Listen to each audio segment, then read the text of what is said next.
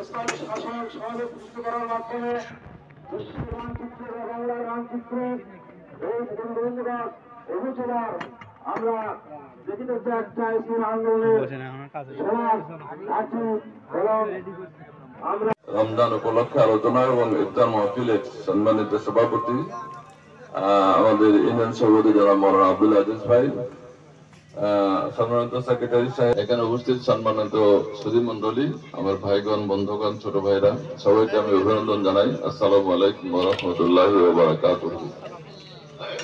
রমজান আমাদের সামনে যে উপহার নিয়ে এসেছে তা দ্বিতীয় দশক চলছে। এটা হলো মাঘ ফেরাত বা ক্ষমা মার্জনা।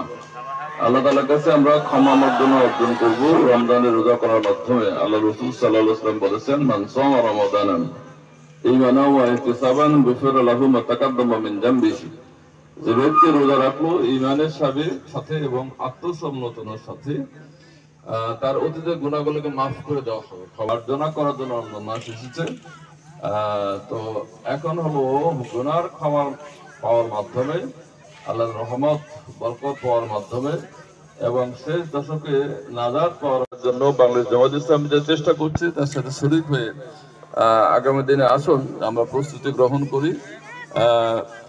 রমজান হচ্ছে আত্মশুদ্ধির মাস, আত্মগঠনের মাস।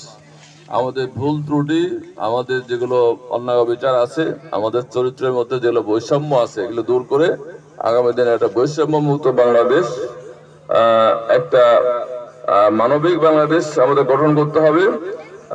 ঘুষ, দুর্নীতি, তারপরে হচ্ছে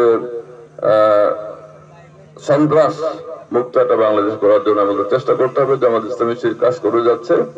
আগামীতে যে নির্বাচন হবে, জামাত ইসলামী 300 আসনে নির্বাচন করার জন্য সিদ্ধান্ত নিয়েছে।